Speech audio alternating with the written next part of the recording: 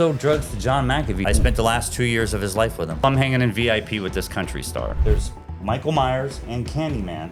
They're doing my blow. The newspapers said that I was the ringleader in this organization called the Society. So now they plague me as this cult leader? Yeah. Johnny Depp was going through the Amber Heard stuff at the time. He says, if I go to prison, that would be detrimental to him being part of my group, the Society.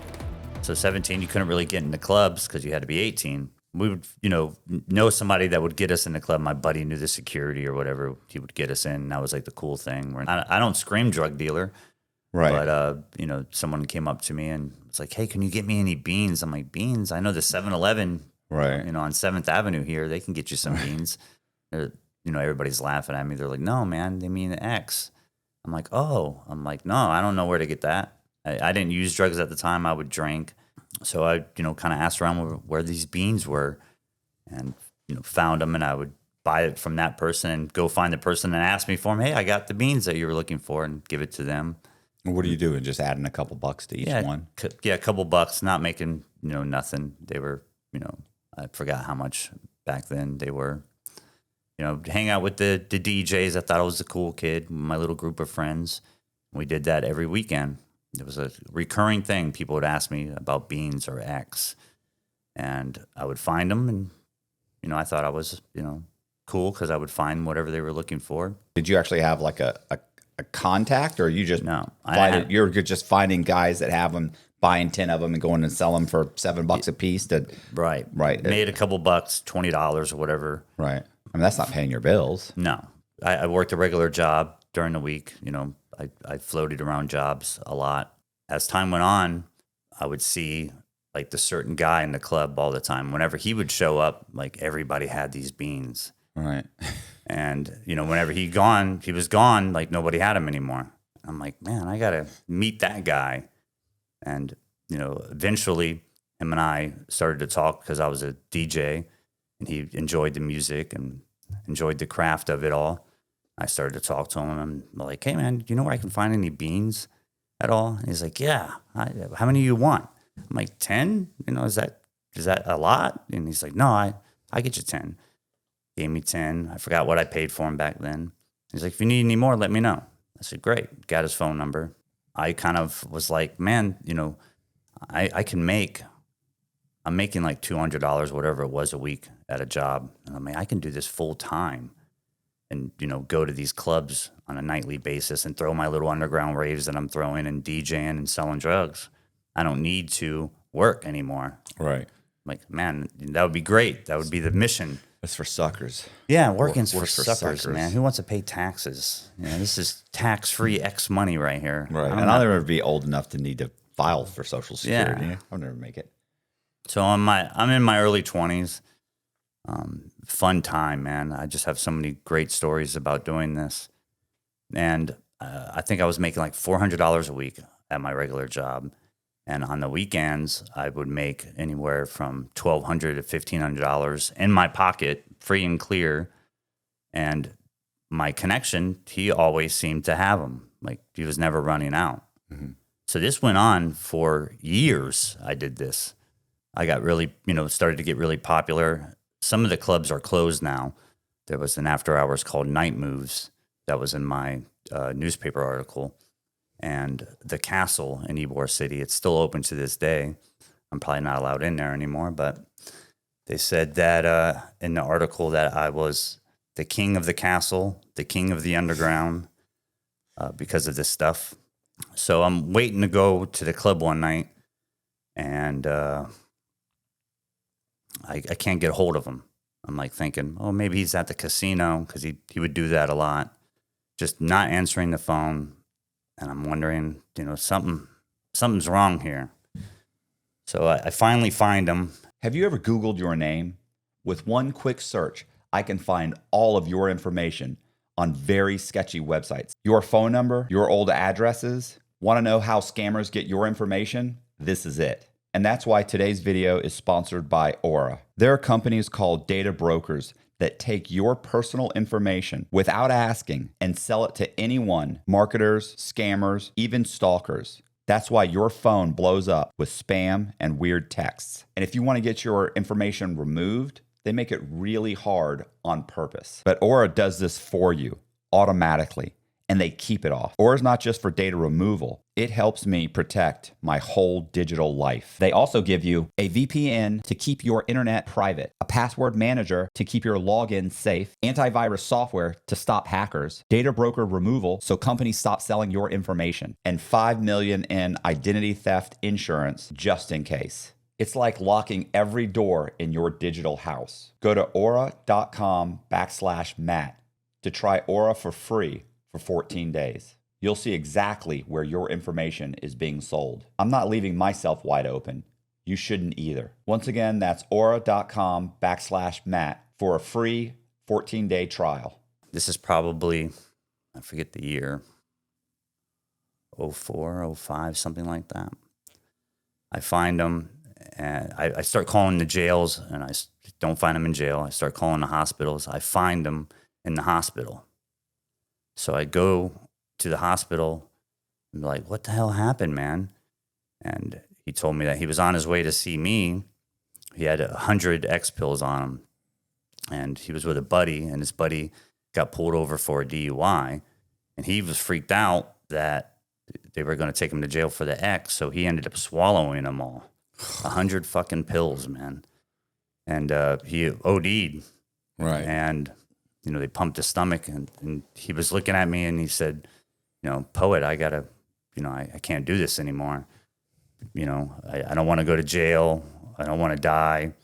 And I said, what about me, man? You know, you can't forget about me here. Like, this is my livelihood. I quit my job. Like, Right. you know, the DJing is not paying me that much. I'm like, I need this stuff. He's like, well, I can maybe talk to my guy for you. I said, yeah, man, talk to your guy. Let me see, you know, see what you can do for me. So it was the next day. He talked to his guy, and the guy's like, is this the, you know, the guy that's been selling all your X for you? And, you know, my connect that the connect that OD'd, he said, yeah, this is the guy. So he ended up introducing me to the guy he was getting it from. He told me, he said, hey, man, you know, he owes me thousands of dollars. And I said, hey, what about if I keep my price the same and I'll pay off his debt for him? So they thought that was, you know, the greatest thing ever, that I'm honorable enough to pay off this guy's debt. So it took me 2 weeks, and I had his debt paid off, so my price dropped. So back in Ybor City, in the nightclubs there, I was primarily selling out of the Castle and the after-hours night moves. And it just started to build every weekend. Every weekend. It was just more and more and more and more. And I started to go to, like, other bars in the area. So every night of the week, Monday I was at this bar, Tuesday I was at this bar, Wednesday I was at this bar, and so on and so forth. And I started to recruit people into selling for me, or, you know, or with me. Right. And the newspapers said that I was the ringleader in this organization called the Society. Maybe it was a play off my nickname, Poet. I have no idea. Right. But it never had a name. Like, I have no idea where they got that from. Where'd But Poet come from? Poet came from my grandmother. I, like, scribbled a little poem for her, and she's like, you're my little poet. And I was like, yeah, I'm Poet, bitch. That's right. You know, that's the name. And later on, when I started to sell E, Right. party on E tonight, Poet. So, yeah, clever. I'm sure the judge thought I it have was it clever. covered up now, but I tattooed it in block letters. You could still see it because I wanted my name, Poet, to be, you know, referenced with E. If you think of E, I wanted you to think of Poet because I'm the guy that has it. Right. Yeah, billboard, walking billboard, Yeah. dumb, you know, cops. Yeah. Working with the main Connect, he had as many as I could possibly sell. Like, Right. it was nonstop. At the time, that was unheard of because you would have fly-by-night drug dealers that would sell it, and, you know, they would be out the next day. Yeah. This guy never. It was like a melting pot of X pills. I mean, I had whatever I want, but I wanted to sell small. I didn't want to sell anybody 200 or 300 or 400 because I profited more if I sold it small, And I was really scared to sell large. Right. You know, I didn't know the laws back then or anything like that. So I wanted to keep it small. And that would, if I'm selling it to you small, you're going to be a consumer, not a dealer. If I sell you 100, I know you're not taking 100 pills. Right. Unless you're my first guy. Unless that you get pulled over by the police. Yeah, on a DUI stop. There you go. So that went on for, you know, years working with the Connect. And I mean, what kind of money are you making every, you know, a month? that's the thing. People ask me. I have no idea. It was, I can't pinpoint like a number. I think back then I was making like $4,000 or $5,000 a week, maybe. Okay. I don't know. Profit. Right. I was making that. So that could be anywhere between 15,000 to, let's say, 20,000, 25,000. It just depended. Yeah, it just depended. Okay. I mean, there's no drug forecasting. Right. You know, there's no drugologist here that can forecast of how much drugs they're going to sell for the week. But I knew my heavy nights were like Fridays and Saturdays. But I still couldn't tell you how much money I was making back then. It was small. I thought I was, you know, king shit. Well, I mean, to a teenager, if you were making $20,000 a month, that's a fucking ton of money. And Yeah. I remember when we were teenagers, I was probably 18 or 19, we would buy steroids from a guy who was a drug dealer. And I remember we went to his house, and he was like 6 foot tall. And we went to his, it wasn't a house, it was an apartment. But he had like a 2-bedroom, 2-bath apartment in a brand new apartment complex. He drove a Corvette. He worked out all the time. So all he did was work out and sell drugs. And we went to his house. I remember he had a huge fish tank, you know? It's just like he was probably 30-something years old, 30, 35 years old. We were teenagers, and I just thought he was the coolest guy ever. He drives a Corvette. You know, I'm not thinking to myself, you drive a Corvette that was probably financed, or is the payment's probably $1,500. Mm-hmm. Your insurance is probably outrageous. You live in an apartment that you don't own. You know what I'm saying? You spend all your money out. You've spent got probably $4,000 or $5,000 in this ridiculous fish tank. You know what I'm saying? Like everything about him was like flash, like super hot girlfriend, worked out all the time. Like I thought it was, you know, all the things that he was spending his money on were stupid, but I just thought he was the coolest fucking thing. And I know he thought he had the life. Like we thought he's got the life. That was my connection. Yeah. No, just this guy, I remember too, he answered, he loved himself too, because he answered the door, I remember, in a pair of shorts with his shirt off, and he had abs. Oh, yeah. And he was, you know, he's tall, and he's like, come on in, you guys, you know. Yeah, it's like we're like 17, 18, or 19-year-old old kids, like, and you're 35 years old, and you know, we just think you're the coolest. yeah. And My hot girlfriend with her tits hanging out. Check it out. And the truth is, you know, he was pathetic. You know what I'm saying? Right. It's like, now I look at him and I'd be like, bro, you're 35 years old. Stop it. Yeah, you're selling steroids and he was probably selling. I mean, I knew he was selling other drugs because I knew my buddy bought from him, so I knew he was doing that. You know, so I knew he was selling all kinds of stuff. But it's so funny when you're that age how you think, how cool you think you are. You know what I'm saying? Right. I'm making this much money, and I'm. Yeah, and coming from a broken home, not getting attention. Yeah. You know, now You're the man. I'm the man now. When I would go in these clubs, it's like, poet's here. Right. You know, I'm the life of the party. And I had a connection that it was never a point where he was like, no, I don't have any. Right. So I felt I could just sell as many as I could, make as much money as I could. And I was going to live off my days doing this. I didn't have a future plan. Right. And I never had any problems in a nightclub either, because, you know, everybody in a nightclub, they all have their price. The doorman, the security, most of them were buying from me. Right. The bartenders. So it's not like somebody came up to you and said, yo, bro, you can't come around here no more. Right. Yeah, there was no pressure at all. So I'm at the after hours night moves one night, and I meet this stripper. We have a connection with strippers, don't we, Matt? I met, and then in the early 2000s, you know, she had fake breasts. So that was like, you know, It's a given. a thing. Like you didn't. It's a given. They all have, not all of them, but I'm sure. She was a major blow kid. And I didn't know anything about blow. I mean, I heard of it. I've never done it. Like, you know, she liked to roll X. Right. I got introduced by her. So, you know, of course, I'm chilling at her house now all the time, you know, selling X out of her house and going to the nightclubs, and DJing.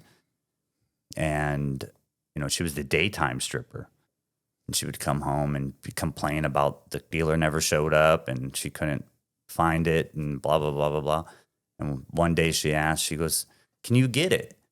I said, I don't know. I was like, it's too complicated for me. Powdered bags, I don't know. I deal with E, I deal with X. I mean, Right. So it's a pill. yeah, come on. There's It's easy. Yeah. This powder, I didn't know anything. I was so green with it. I didn't know how it sold. I didn't know anything. I was like, well, I can call them. Let me see if I can obtain this for you. So I give him a call. I'm like, hey, man, can you find any low? And he starts to laugh. He's like, that's what I mainly do. Right. He's like, the X is just a side thing, man. And I said, by the way, we don't call it that. If you're ever going to call me, you need to call it T-shirts. If you ever need any T-shirts. I said, okay, T-shirts. Like, can you find me any T-shirts? Yeah. He's like, how many do you want? I said, I want one. I said, what is one? And he's like, you want an ounce? I said, yeah, I'll take 1 ounce. How much is that? He's like, $500. I said, cool. I was like, I'll let you know. Hang up the phone. Her name was Nicole. I said, Nicole, I can find it. It's $500 an ounce. She's like, 500, that's garbage. It's cut. No, 500, that's bullshit. There's no way it's that cheap. So my ex-guy is telling me it's 500. She's like, oh, well, get it. And I said, okay. And when I went to go see him to pick up some more X, I pick up that, I bring it to her. She does it, of course. And she's like, oh my God, you said 500? I'm like, yeah. She's, well, this goes for, 1,500. So I start running numbers in my head. I'm getting it for 5. I can make $1,000 off just one. Right. I'm like, this is better than the X. So I give her the ounce, and she goes to the club and ends up selling it all in the strip club in Tampa. And Which strip club? I can't tell you. It's still open. 20 years ago. It's still open. Oh my God. Yeah, Class Act. Yeah. I was gonna say. Do you know anything about Class Act? No. You ever been in Class Act? No. It's a little- I've been in Mons, not because I wanted Yeah. to. I was dragged in there. Places to dive. Mm-hmm. Scarlets, Dollhouse. Oh, Scarlets. They just got busted. Did they? Yeah, a couple months ago for running prostitution or something. Oh. Isn't there one that is like a spaceship? Oh, that's 2001. It's gone. Oh. May I use the Is it, bathroom? isn't real it quick? gone? 2001? Is it still there? Yeah, it's still there. Really? Can we Thought it break? was gone. can I we think I break heard for a about second? it. Yeah, at a John Mayer concert or something. Yeah, 2001. I actually know the manager of that place named Todd. So Class Act, she worked there daytime, selling out of the place, and she sold it relatively quickly there. So I was looking at the numbers. I'm like, man, you could sell that. I can make $1,000 in one shot. Like, I'm gonna, get into this business. So through her and my connections at the castle and Night Moves and other bars and stuff I was selling out of, I was doing with the main connect. He would not front me anything. It was only a cash basis. Mm-hmm. So I was going to his house, 3-4 times a day sometimes to get, an ounce or 2 ounces. And I always put back my profit into the X and the powder. So one day I call him and I'm like, I need 4 shirts, which is 4 ounces. Right. And I need, 4, he called them CDs. I need 4 CDs. So it's 400 and 400. Or I don't remember the amount. So I go to his house and he has this Hennessy box. He opens up the Hennessy box and there's just, bags and bags of the powder. And I'm like, what is that? And he's like, that's 100. I'm like, 100 what? He's like, that's 100 ounces. I said, oh, okay. And he's like, do you want it? I said, do I want it? I'm like, I don't have, $50,000. Right. It's like, I don't have $50,000. I only have the money I came for the 4 and the 4. And he says, well, how about I front it to you? I said, you're going to front me $50,000 worth of powder? I was like, man, if something happens here, my ass is going to be in trouble with this. Right. He's like, don't worry about it. Because him and I have been doing good business for years now. Yeah. On a cash basis. He's like, you're coming by my house too much. You know, I trust you. You know, I'm like, okay. So I took, it was 50,000 in the powder and whatever the X I picked up. And he gave me more than the 4. So it was on the lines of maybe 800 pills, perhaps. I don't really know. I remember that it was the $50,000. I remember that. It was a big thing. I was like, holy shit. You know, I feel like I'm fucking Pablo Escobar. And that's close to like 3 kilos, 100 ounces. It's like 36 in a kilo, something like that. All right. So, I'll take your word for it. Yeah, something like that. The metric system. So. Yeah, I don't know. So I took that, and I think I left there, and I owed him like 75,000, something on the lines of that much, and that was, you know, crazy to me because I was like, last I ever saw him. Yeah, I left. I left with Matt Cox. We were on the run together. Yeah, threw the beeper away or the cell phone. I started a mortgage company. No. So I'm scared because if I lose this, I don't have 75,000 laying around to give this dude. Strippers aren't cheap. No, I'm making only a couple thousand, 4,000, whatever it was at the time, profit. So I got scared, to pay this guy off. So I would bag it up. My day consisted of bagging the shit up in grams and 8 balls. I found it to be, an 8 ball is 3.5. So 3.5 grams. And I was like, that's going to be hard to divvy out in my pocket doing it in the clubs. I was like, I got to bag it out all in grams. So I was like, I'll sell 4 grams for $150. And at the time, nobody was selling powder at $40 a gram. I come on the scene, I have all this. I'm selling it for $40 a gram. So my contacts and night moves, the castle, I start to build a team of the society, Right. No. Probably about like 30 guys, guys and girls. I would front it to them, sell it to them cash, whatever. And, I was pretty much, they called me the drug ringleader of this group. And that's how it went. I was making. It sounds accurate. Yeah. Look at me.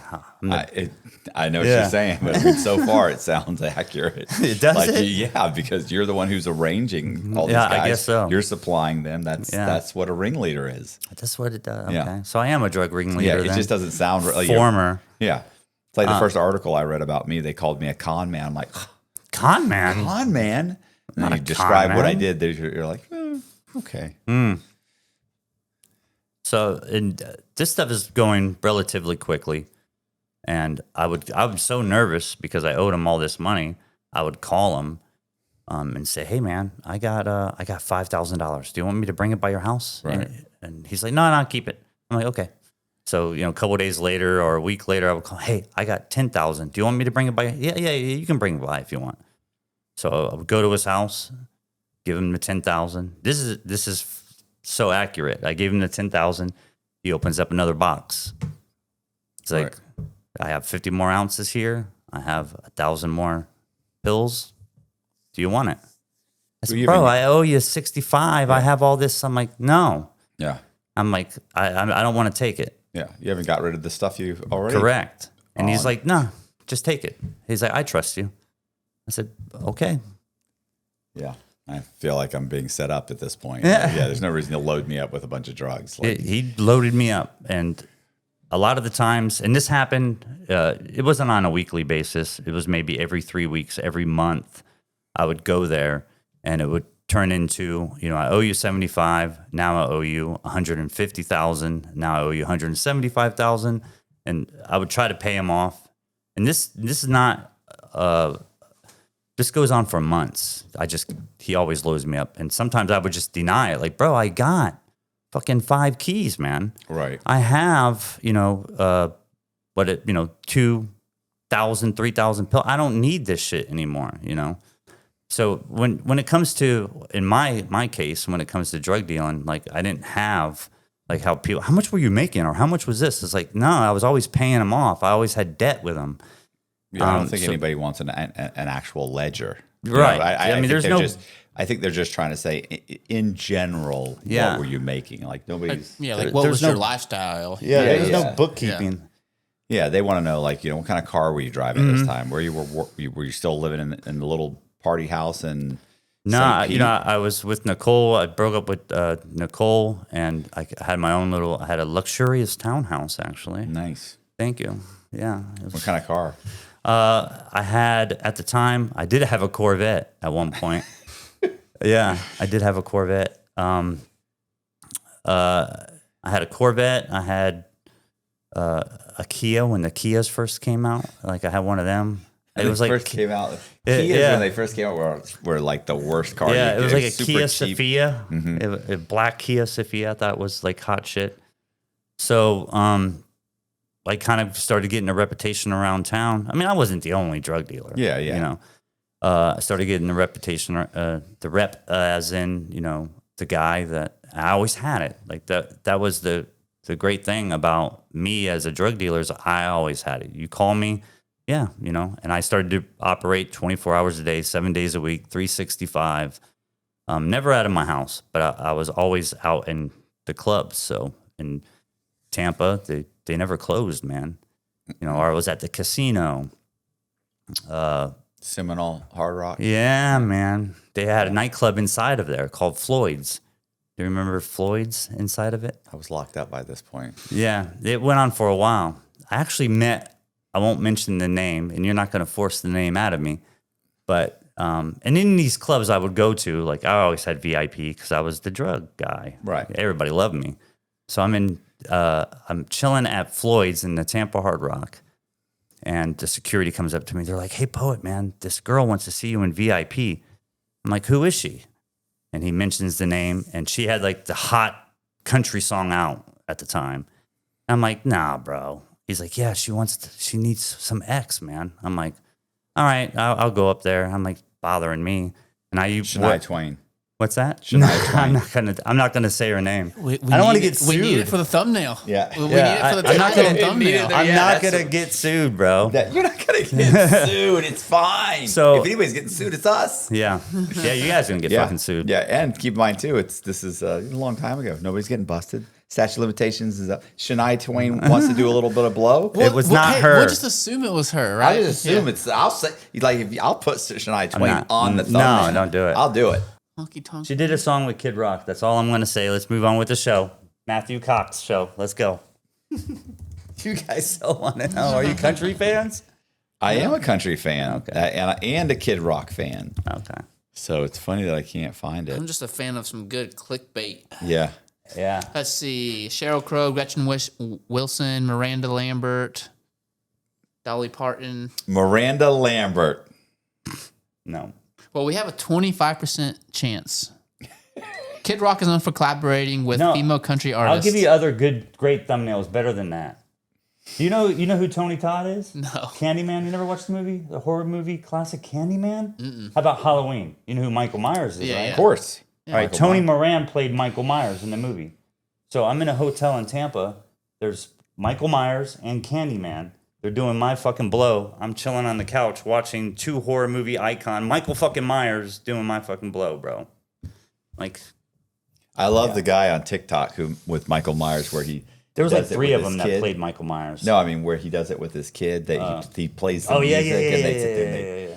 they dance with the. I have so many of famous people. Anyways, I'm in Floyd's. They bring me up to the area, and that song is hot right now. Right. I'm wearing like big old shades, like J-Lo shades in the club, thinking I was all hot shit. Right. Security. Her security stops me. She like gives him the motion, and I sit next to her, and she's like tries to take my glasses. I'm like, I'm Poet, bitch. Like, you ain't taking my glasses. She wants to wear my shades, and she's like, do you know who I am? I'm like, I know who you are. I'm like, let me see some ID. And my buddies were like laughing because I actually card her to make sure it's really her. It's kind of funny, but I ended up selling her. What'd the ID say? I can't tell you. Okay. But I didn't sell her any X. I actually gave it to her. I was just so like, oh, this is cool, bro. See, I just give it to her. The whole stars don't pay for drugs. They don't. Or I was pay just. for anything. So I thought it was cool. I'm hanging in VIP with this country star. yeah. So I'm like, here, Never got her number exchanged or anything. I don't know where I was going with that story. Why did I even go to that story? Well, it's because you are now labeled the celebrity dealer. Yeah. No, don't do that. Yeah. Celebrity dealer. I actually sold drugs to John McAfee too. There you go. John McAfee. That's how I kept McAfee? Is it McAfee? McAfee? The McAfee antivirus software. You're selling to McAfee and Dolly Parton. Yeah, and all them. It's not like they got my phone number and we like hung out all the time. I'm not suggesting that. I'm just Right. saying It was just a one and done. I thought I was popular than them at the time. right. So I have this hot fucking townhouse and the Corvette. Selling steroids with just kidding. So I thought I was hot shit, and this went on for years. Like there was a point in time where, at the castle, it's like a old school. It looks like a castle, Right. and there's an upstairs. And when I would walk into that club, sometimes they would bring me in through the exit door. I wouldn't even go through the front door into the line of people. Go through the exit door. I couldn't even make it up the staircase. It would take me 10 minutes to get up the staircase. People shaking my hand like the president fucking arrived. At one point, I even hired a security guy to walk around with me in the clubs I would go to sell drugs. Like I never had an issue. Mm-hmm. And to this day, I can walk into a nightclub or a bar and I can clock the place within, minutes. I can tell you who's who's selling, somebody is selling, whatever. So I'm at the height of my power, I think. At this point in time, I always owed the guy my connect. Always owed him. There was never a point where I was like, woo, I got you paid off. Right. I would look at the pile of low or the X and think, okay, if I owe him 40 grand, if I minus the 40 grand, I'll have this. That's my profit. So that's how I kind of regulated my spending habits, because it went from a kid not having no money to someone that has a lot now. It's almost like a person that wins the lottery. You hear about them guys, they win like fucking 50 million and they're broke within a year. Yeah. That was me. I just was spending crazy shit. Like there was another stripper I started to mess with. I had like many of girlfriends.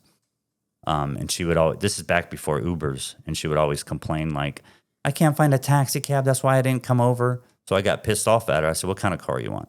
Right. She told me the car. I went out and bought a car for her. I was like, now you have no excuse. When I call you, you come over.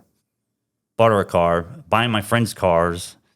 My group of friends, they were going like bike night every week. And they would rag on me like, you don't have a motorcycle. You can't go with us. So the next day I went down to the Suzuki dealership and I bought a brand new motorcycle. That's just kind of like my spending habits at that time. So I would go to bike night with them on my motorcycle. Weird shit. I even bought a throne for my place where I lived, so I could sit in my throne thinking I was the king of the underground, the king of the castle. Mm-hmm. I had a Powerpuff Girl plate just filled with blow. I would hold court on my little throne and divvy out, party supplies to everyone at my house, because I started to sell out of my house. It became a party house. In the clubs, entourage of guys, the society. They called it the secret Gothic group. Were you Gothic? Nah, I mean, I changed my looks a lot. So one day I was, I looked preppy. The next day, I actually had a mohawk back then. I would like flip it over to the side. So I guess you could say that I was kind of. Was it dyed black? It kind of was. It was black and blonde streaks. Okay. I had a friend. This is back when reality TV was popping. He had like the first tattoo reality show on the WB. Remember the WB? The WB with the frog and shit. They had the first reality show called the Tattoo Underground. Like he moved to Alabama, so I would go to Alabama and bring drugs up there. I was taking like trips all the time and leaving my business with other people to handle while I was gone. I would come back, refill them, leave again. Lavish trips. New York City, and I had friends in New York City in the club scene, and they couldn't get a lot of the glow. So in my mind, I was like, I can get it to New York City. I can get it to Alabama.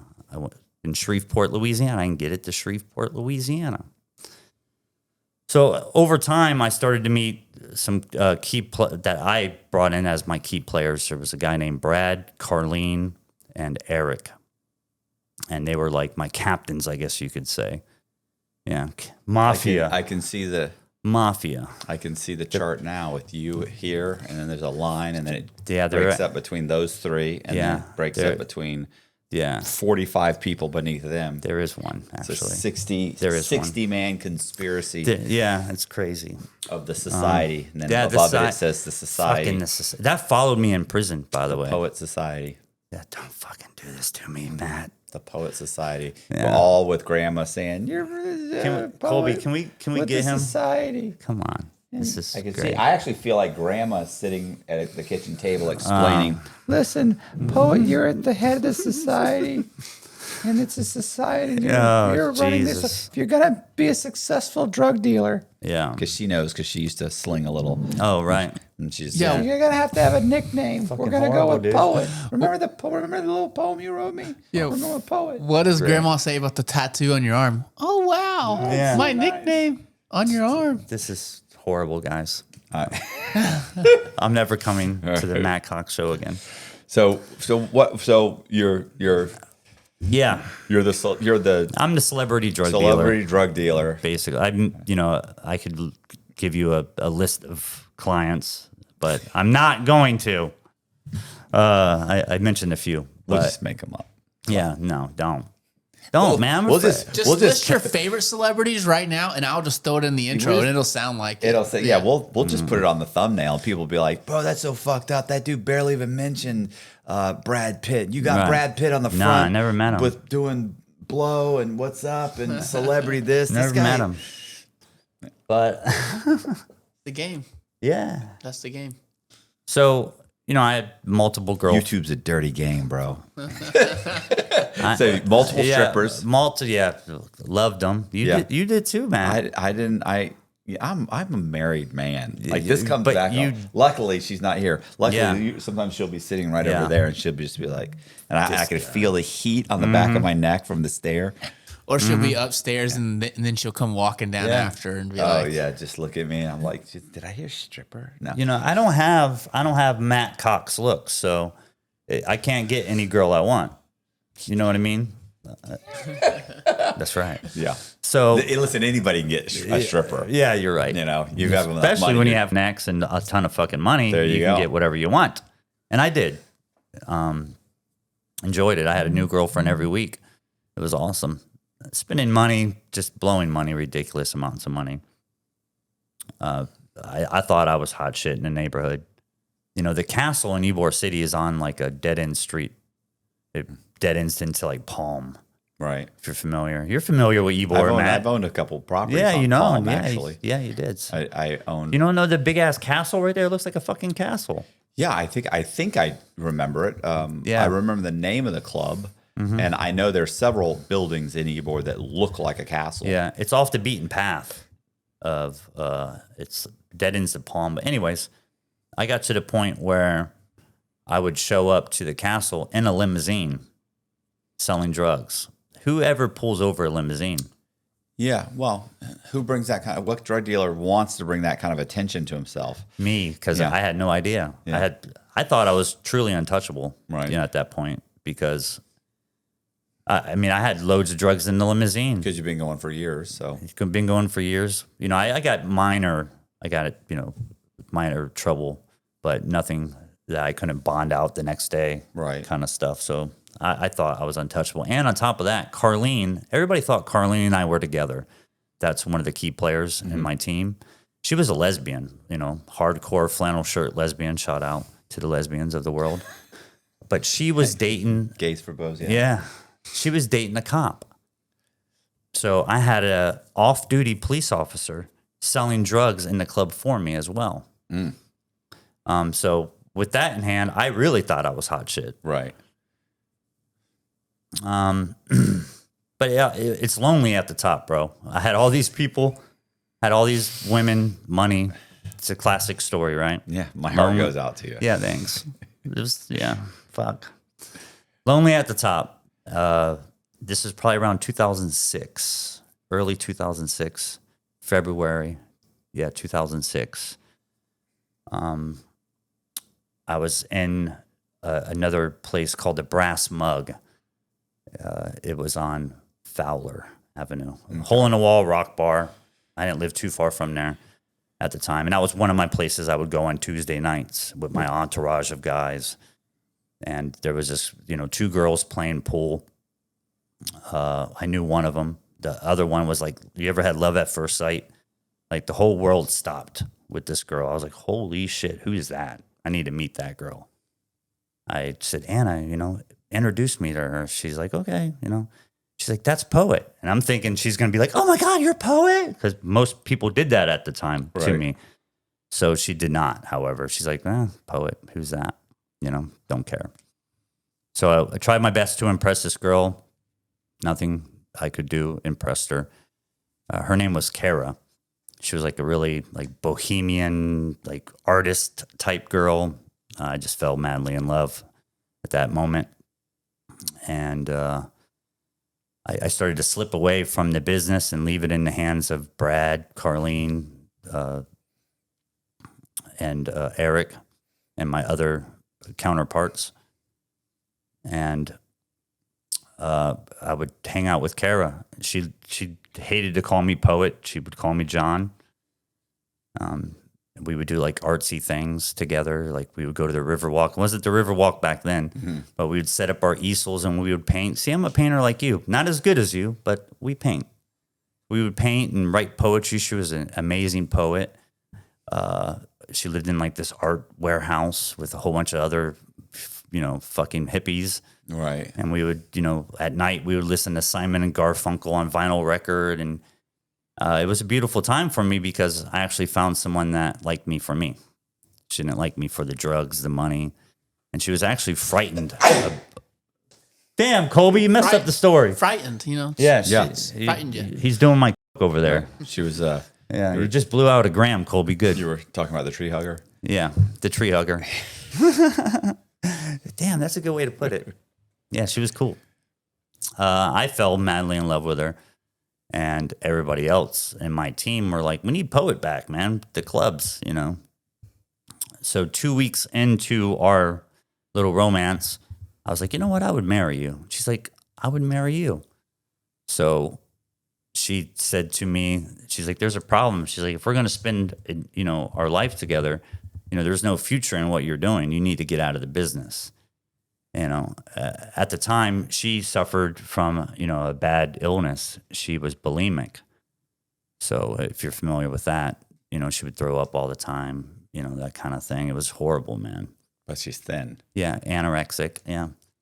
Which is nice. Yeah. I mean, She was thin. 88.5 pounds, bro. Whoa. How tall was she? 5'2". Yeah. Not bad.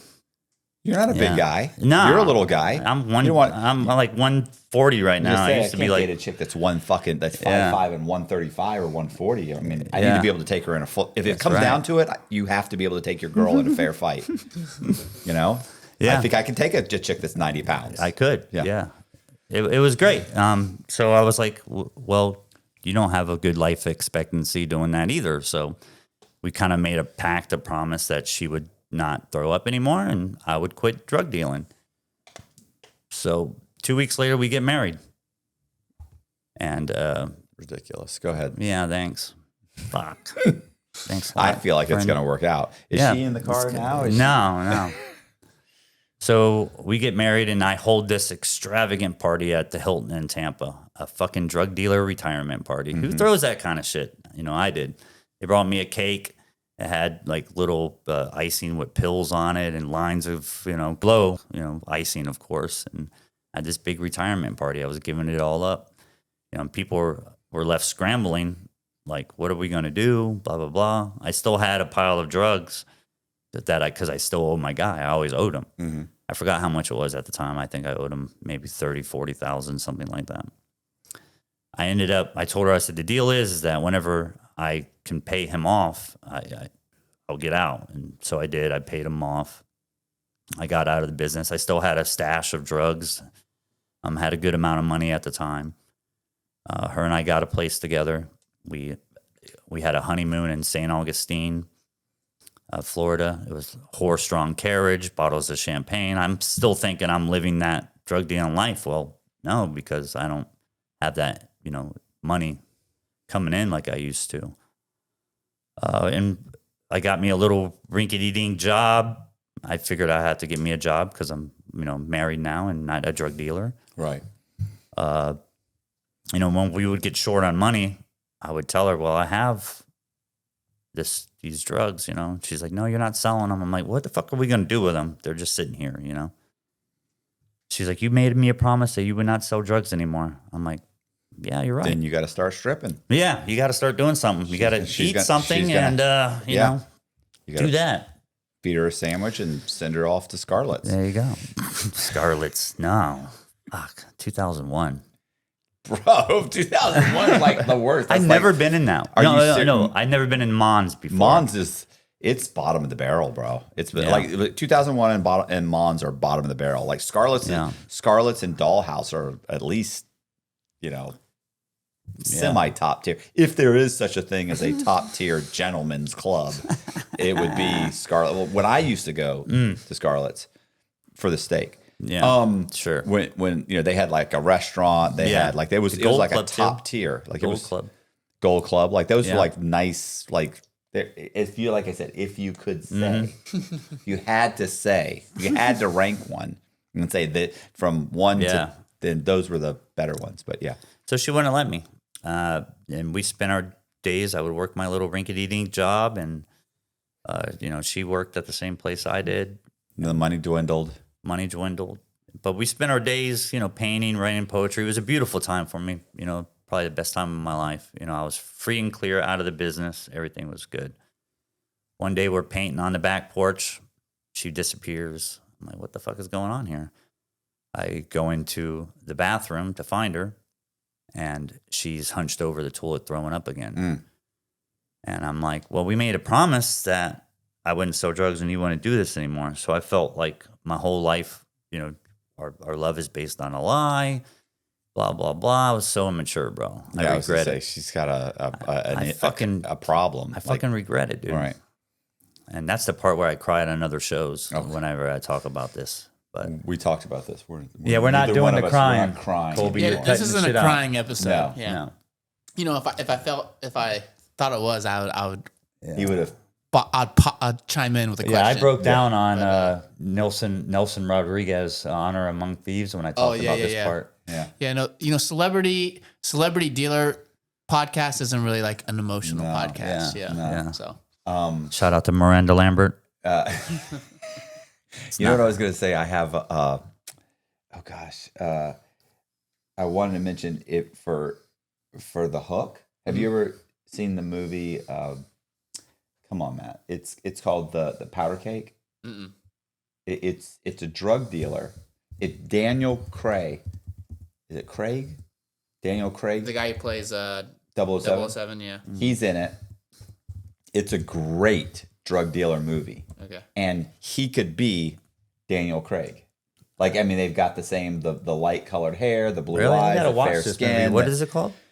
Powder Cake. I have to watch it. You've never seen it? Never. It's fucking great. It's great. And it's so funny, too, because the whole time he's got a plan to get out of the business. Like, the whole thing is... Dude, I gotta watch. That's my life. Yeah, it's fucking great. No, it's a great movie. Like, the whole movie is like, wow, this is great. And he's great. And it's not like a drug movie. Like, it's not like grungy. It's these are all very top-notch individuals for the most part. I mean, you're still dealing with some drug addicts and stuff, but great movie. But but I think some of the scenes and some of the things you've described could definitely. Oh yeah, yeah. So in the club, I'm watching. Yeah, so that happens. And he falls in love with this hot chick. Yeah, in the movie. She's Kara is extremely hot. Yeah, and the chick's thin. Yeah, she was extremely thin. Blonde hair. This chick has blonde hair. Was she a friend of somebody? I'm watching. He meets her through a drug addict or drug dealer. It's ironic because as you're describing it, the scene that I'm watching, like this is happening. Oh, wow. Like the girl just comes up at the bar and she's flirting with him. She's trying to go up, get in. Yeah, Listen, I gotta watch. I'm watching this. Fucking tonight. great movie. Great fucking movie. I'm surprised you haven't watched it. It's a great movie. No. Yeah. So very immature. I thought she lied to me the whole time. Right. So I left her, man. I left her. I got a hotel. I took my safe of drugs with me, packed up everything I had, went to a hotel, and It's time to hit Abor. yeah, Get rid of some of this. Let's. No, I disappeared. You know, I kind of just stayed in that hotel. Like I said, I was never a drug guy. Never got into the drugs that much, and I just kind of No, I wasted. meant to go sell them. Oh, well, I'll get to that, buddy. Got to sell that shit off. So Now- March 10th, 2006, we get married. 3 months later, that occurs. I'm in a hotel. I'm just doing as much blow as I can, X as I can, drinking as I can, and just held up in this extended stay motel on 60 State Road 60, close to Ybor City, on the left there. If you're going into Ybor, anyways, I stay there. One of my players in the game, John, he calls me. He's like, I tell him what happened, and he's like, bro, just get over here. You know, get over to my house, man. He just wanted me to come over there because I had the drugs. He didn't really give a fuck about me as a person, right? So I go back, I go to his house, and they're like, we need you back in the clubs, man. And I was like thinking to myself, well, Kara don't want me to sell drugs, right? I was like, she lied to me, so I'm going to be the biggest fucking drug dealer I can be, man. I just kind of just got crazy, got back in touch with Carlene, Eric, and Brad. And I just started to bring in people to sell drugs for me. If one of my guys could vouch for you, cool. I need you to sell drugs. Let's go sell drugs. Back to the townhouse. I got the townhouse again, and I'm buying more shit, taking more trips, but I'm putting in other people's names, my friends' names. So there's nothing really in my name. New York City, going to New York, Birmingham, Shreveport. I was making plans in these clubs, making plans in these states to transport. And we did some dry runs to Alabama, but, nothing ever was solidified, so to speak. If you wanted a number, I was probably making profit in my pocket anywhere from 20 to 30,000 a week. Okay. Roughly. Back to my, same guy I was getting the stuff from. And he was doing the same thing as I had the money to pay for the product, but he would give me, double what I was going down there for. Right. Never ending, dude. He's like the first guy I ever dealt with in my life that always had. There was never a time where he was like, no, sorry, can't find it. Dry. No, it always had it. Always had it. And if he's watching this, I don't know if he's a fan. I haven't talked to him in several years, but We got to get him on here. yeah, no. I don't know if he would go on this show. But anywho,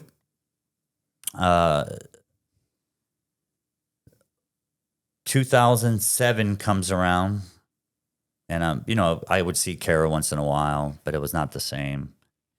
But every time we were together, the lightning, the magic that happened, but I was still like a fucking dumbass kid that we divorced, and I was just being reckless, man. I think the more fearless I became, when I wasn't afraid to get caught anymore, I was just doing shit out in the open. Like I was becoming a massive target, even though I was one before. But this time, I thought that I could, do whatever the fuck I wanted, and there was no consequences for my actions, And that's a hell of a place to be in your mind. I don't know. I wish that. I don't wish that on anyone. So bringing in, a team of people there, they brought in this kid named Luke. He started to hang out with my crew. And everybody wanted to be with Poet because I was the life of the party, always throwing parties, money. I even threw a big-ass divorce party, my dumb ass, at the Tampa Hard Rock. I rented out the whole pool section and bought all my boys suites, and dumb. If I had that money now. But brought in this guy named Luke. Brad was doing his thing on the side. This kid ended up stealing like his pound of green, and he called me. I'm like, well, we got to find Luke. Like, what the fuck? Let's find this kid. Get your money back. We ended up finding him. We me, Luke, me, Eric, and Brad, we like beat the kid up pretty bad, and we didn't get the money or weed back. And I kind of told everybody, stay away from this fucking kid, man. Like he's bad for business. Like I don't want any of you to hang out with him. Nothing. I don't want him around. So I had a planned trip. I was going back to New York to finalize my drug exploration. So I was going to New York for 2 days. Then I was flying back to refill everybody, and I was going to fly to Shreveport, Louisiana for another 3 or 4 days. And I was coming back. So there was a house party going on, and this kid Luke, who we beat up, he like got this tattoo on him of a gun, a 5-shot revolver that said, "Here's mine, where's yours?" He was going around town. Yeah, when I see Poet, I'm going to shoot him. I'm like, oh, shit, this kid's going around town saying he's going to shoot me. I'm like, all right. I'm not worried about it. So the house party's going on. I'm leaving in the morning to go to New York. So I stopped by the house party. It was at Carlene's house. And Carlene... Can we stop? Yeah. Carlene's house party. It's your worst guest ever, man. No, we've had worse. Yeah, trust thanks. Me. We've had Borderline. Yeah, we've had guests where they get up to go to the bathroom, and me and Matt are like, Yeah, we're staring at each other like, what are we gonna do? what are we gonna do? Yeah, you guys were doing that. No, I could feel it yeah. through the walls. No, if we did, I wouldn't have brought that up. I wouldn't have said it. Yeah, you're fine. This is good. You guys were the fucking... first 10, 15 See, you're minutes. yawning. Here we go. Oh, yawning because he told me. My story is so much better than this, man. Well- It's so much better than Hey, this. a celebrity dealer is a good story. Yeah, that's a good story. Celebrity The problem is I dealer. feel like you're holding back names. That's Yeah. the problem. We need names. No, I ain't giving you names. I gave you some already. All right, we rolling. We're good. Yeah. So you had just said something about Kayleen's house. Or Carlene, yeah. Carlene. Yeah, Carlene. Carlene. Dating the cop. That was... Oof. Anyways, Carlene's house, and she had like a little party house too. So Carlene lived there. Eric lived there. Brad did not live there. But party going on. I was leaving for New York, trying to, refill everybody, collect my money, Right. so I can go on my trip, make sure everybody was good the weekend I was gone. I asked Carlene, "Where's my money? Let's get this done here." It was like $3,000. She's like, "Well, there's a problem." I'm like, "What?" She's like, "The money's gone." I'm like, "Well, who's in the fucking house?" Like, well. She's like, "Well, all the people I mentioned were there." And I'm like, "Well, they wouldn't steal from me. They work for me. I mean, why the fuck would they steal from No, me?" drug dealers wouldn't steal from each other. Yeah. They're known to be such honorable. Right. We are. Yeah. But she goes, well, there's a problem. I let Luke stay here for a couple of days. We had a discussion about not trusting Luke and Yeah. not having Luke around. Yeah. And he's upstairs with the gun. I'm like, oh, fuck. This guy's going to fucking shoot me, man. I don't have a gun on me. So, and reluctantly, yeah, he was sleeping upstairs, thankfully. I went up there and I got his gun from him. Nice. Yeah, good, right? Got the gun from him and brought him downstairs. Not at gunpoint, just brought him downstairs. Hey, man, like, where's my money? And, I know you robbed the money. You robbed it from Brad. Now you're robbing from, not me directly, but my money Right. indirectly. He kept on denying it. No, I didn't do that. And the more he denied it, the more I got aggravated with it. And I said, okay. I said, well, I don't know why. I was just angry. I was really just agitated about the whole situation. And the whole year when I got the divorce, I just kind of felt like everybody was around me for the money and the drugs anyways. Gee. Do you think? Yeah, fuck. Okay. Yeah, you got it. Yeah. You get the picture here.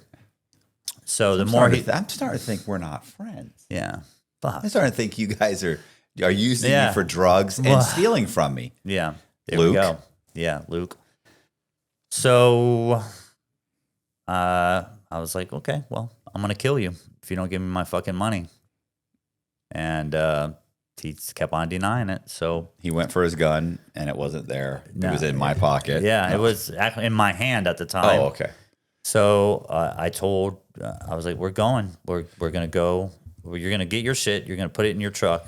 and well, I'm gonna get in Brad's vehicle. I'm gonna fucking kill you if you don't come up with my money.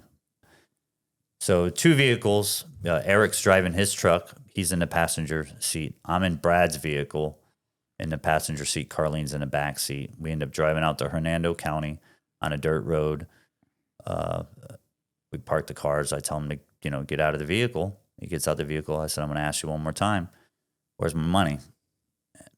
He didn't say nothing to me. I don't know if he thought I was bluffing or what, but he didn't say a fucking word. So I unloaded the whole 5-shot revolver on him, and I hit him once in the chest. Once I hit him once in the chest, he cowered out into his truck. I was out of bullets at this point because it was his gun. Well, wait a second. How far? I mean, did you miss? Are you saying you missed him? No, it was a 5-shot snub nose revolver. So them guns are not good at long distance, and it was a car length away. Okay. I was in this vehicle, the front vehicle. He was in the back vehicle in the passenger seat. So I got out of the vehicle I was in. He got out of the vehicle he was in, and I asked him about my money, and I just unloaded the whole gun, all 5 shots. 2 of them hit the door. The third bullet is the one that got him. Hit him in his chest. Hit him in the shoulder, actually, and the bullet traveled into his lung. Once he cowered into his vehicle, Eric doused the whole truck with gasoline, lit the truck on fire. You didn't think this is where this was going, Yeah. did you, Colby? You didn't see this Yeah. coming. This was a fun-loving story. Boom, boom, boom. It was a fun-loving story up until this. Boom, boom, boom. And the country singer came out and started singing her country tune, asked me for some blow. No, that did not happen. But yeah, we lit it on fire. I thought he was dead. But do you have any idea how this does not fit Yeah. your personality I at know. all since you walked in the door, since I the know. conversation, the whole thing is just so Yeah. out of character. Yeah, I know. But that's what the drugs, the money, the women, that lifestyle will do to you, is think that you're fucking untouchable and that you're a fucking gangster. Everybody's a fucking gangster until it's time to do gangster shit. You Yeah. know? And in my head, I was like, he was dead. Let's destroy the evidence by burning him alive or Right. burning his body in the vehicle. Because you thought he was dead. Right. I thought he was dead. Okay. So I have a question for you real quick. What is everybody else? Like, is everybody just going? Nobody stopped. That's the thing. Nobody's saying, nobody's screaming, no, No, stop, wait, no. we can't do this. No, They're all like, nope. Nobody stopped me. There was no conversation. It was nothing. It was a strange day, Yeah. to say the least. yeah, very surreal. Yeah. Brad is in, his vehicle. I get back in the passenger seat. Carlene's in the back seat. Eric comes running up, jumps in the back seat. And this is early morning now. It's still dark out.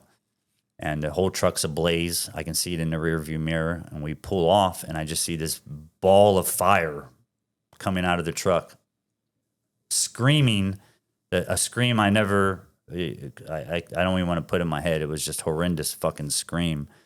And in that moment, I was like, oh, the untouchable shit, that everything kind of crumbled in my mind. And I'm like, what the fuck did I just do?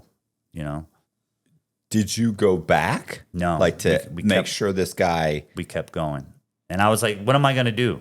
I have no, Oh, you have no more bullets. I have no more bullets because it was his gun, 5 shots. Right. I'm not a killer, bro. Obviously. Right.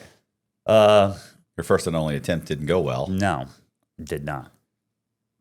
So he drop and roll, or did he? I don't know. Okay. We were gone, peeled off. I threw the gun out the fucking window not far from the crime scene. Did they find it? No, never did. And I even told the police I would go back and show them where it was at, Right.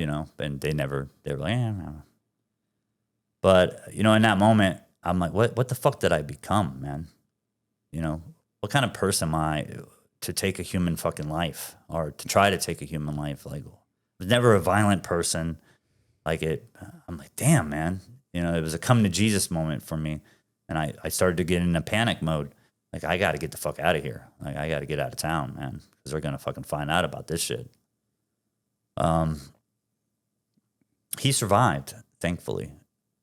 Current day, 47% of his body's third-degree burn, scarred. The bullet is still in his lung. He wheezes when he breathes. Every breath he takes, he wheezes. I mean, the guy was a piece of shit, man. But who deserves that, bro? I mean, he looks like Freddy fucking Krueger. You know, his chest and his third-degree burn, his chest and his legs mainly, not his face or anything. But who fucking deserves that? You know, the same tattoo he got that he was gonna, you know, the here's mine, where's yours with the gun. Right. They had a skin graft it, and now it's like upside down on his stomach. Just fucking brutal, bro. And I'm not that guy. Right. It still fucks me up to this day that I played God. You know, I could decide if to take someone's life or not over some bullshit, over $3,000. You know, what the fuck?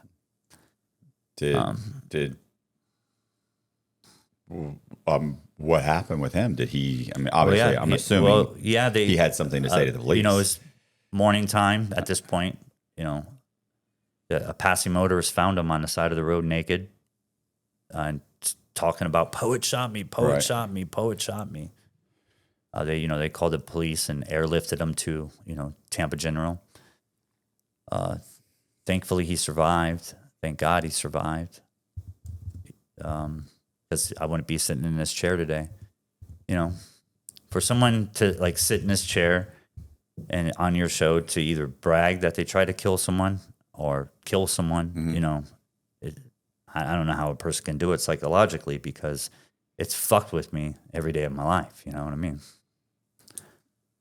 It's not okay. Sorry. Yeah, it's not cool. It's not cool to try to take a life or to kill someone. Is my point, you know? Right. When did I'm assuming they know where the police knew where you were. They went after you. Yeah, I mean, my name. They, you know, his sister knew me. Right. So of course, you know, who's poet? Oh, that's John Thornton. You know, the king of the underground, John Thornton, that guy. You know, the society leader. I freaked out. I didn't go to New York, obviously, but I already had a plane ticket for Shreveport because I was doing the 2 days in New York. Then I was going 3 days to Shreveport to, you know, I was going to put together some deals there. I still took that trip to Shreveport. I scrambled, panicked, you know, I went with Carlene, went to Shreveport. Eric drove up in a car. At this point, they're, you know, they're searching for me. I'm all over the news. We're in Shreveport, and I tell Eric, I hatch a plan. I'm like, listen, I got a little bit of money. I have a whole shitload of drugs back in Tampa. I was like, he was Mexican. Eric was, you know, from Mexico. I was like, we're going to go to Mexico. We're going to get different identities. We're going to do some Matt Cox type shit. And we're going to live on a villa somewhere forever. And that's how it's going to go. And Eric is panicking. We're in a casino in Shreveport. He's panicking. We're both drinking. You know, he says, I'm just going to turn myself in, man. And I'm like, well, you're going to fucking, you know, fuck that shit, dude. We're not doing that. We're going to Mexico. Him and I get into an argument. He leaves the casino. He gets picked up by the police for drunken disorderly. He never tells on me at that point. They arrest him. Never come and get me. You know, they have no idea I'm there, I guess, you know.